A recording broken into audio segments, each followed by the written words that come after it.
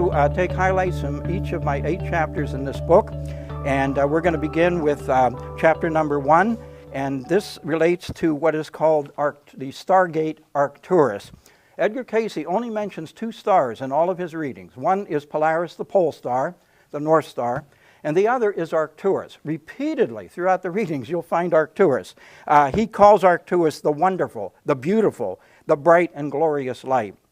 That's in reading 827-1.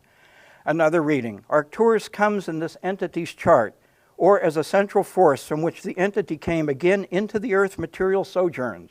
For this is the way, the door out of this system. That's reading 2453-3. Reading 2823-1.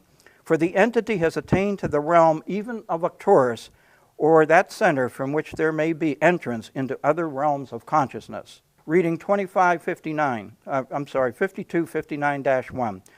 And Arcturus, for the entity is gone and returned purposefully. And this is incredible. Wait till you hear this. For the entity, Edgar Cayce, after the experience as Utjud, and I'm not sure I'm pronouncing that right, went to the system of Arcturus and then returned to the earth. He went to Arcturus. That's in reading 5749-14. And in reading 5755-1, and we find that the experience of the entity before that, as Utjun, was from even without the sphere of thine own orb, for the entity came from those centers about which thine own solar system moves, Arcturus. Edgar Cayce went to Arcturus, sojourns on 2 occasions. The second thing in that chapter, the first chapter is called, by the way, Worlds Beyond Stars and Solar Systems, and that is the personification of the stars. And that means that we're beginning to realize that the stars aren't just immaterial objects, that they are, in a sense, alive. Let me just share a couple quotes. These aren't from Edgar Cayce, but Ralph Waldo Emerson. But every night come out these envoys of beauty and light the universe with their admonishing smile. Thomas Hardy, the poet, a star looks down at me and says, here I am, here I and you stand, each in our own degree. What do you mean to do? Von Humboldt, the famous German philosopher and scientist, the stars bind together all men and all periods of the world's history. As they've seen all from the beginning of time, so they will see all that will come hereafter. Other astronomers talk about the stars being old friends to which they can turn to time after time. Well, what does Edgar Cayce have to say about this? I've been told by folks that Edgar Cayce said that when we pass on, we become stars. And I have not found any direct reference to that, but indirect references.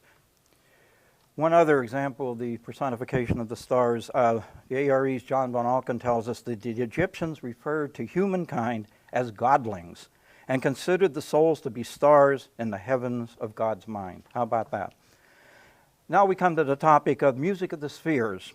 Many of you, I'm sure, are aware of the verse in Job where it talks about the morning stars singing when God created our world. Also, the famous astronomer Johannes Kepler talked frequently about hearing the music of the spheres.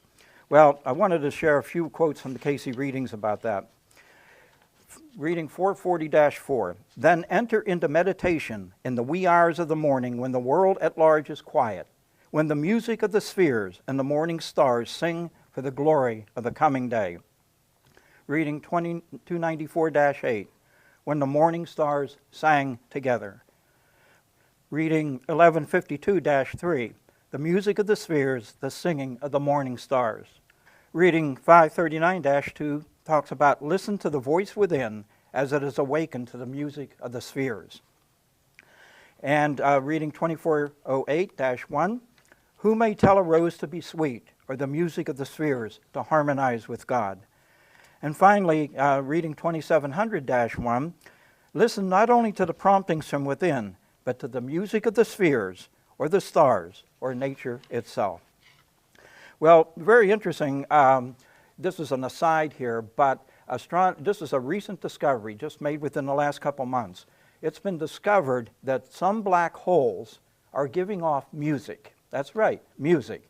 In fact, the note is a B, capital B, small b, that's 57 octaves below middle C. And as one of the, that's what a saxophone is tuned to, by the way. as Dr. Greg Lagana, who's a physician that attends many conferences here, has said, God is a saxophone player when he heard this, and he saw the original report on it. Okay, now we're going to go to chapter 2, Life Elsewhere in the Cosmos. And this is one area where Edgar Cayce has been totally misquoted and misunderstood. You often will hear people say that Edgar Cayce said there's no life besides here on the earth. And you have to take that into context. In reading 3744-4, the question put to him, are any of the planets other than the earth inhabited by human beings or animal life of any kind? His answer, no. In reading 826-8, upon what planets other than the earth does human life exist? His answer, none as human life in the earth. This has just been given. Well, then he goes on in many other readings to talk about life elsewhere. Now, here's the distinction.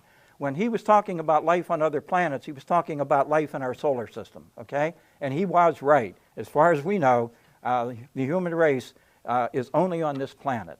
There may be microbial life on Mars or life in the oceans beneath the ice on Jupiter's moon Europa, but he was right about that.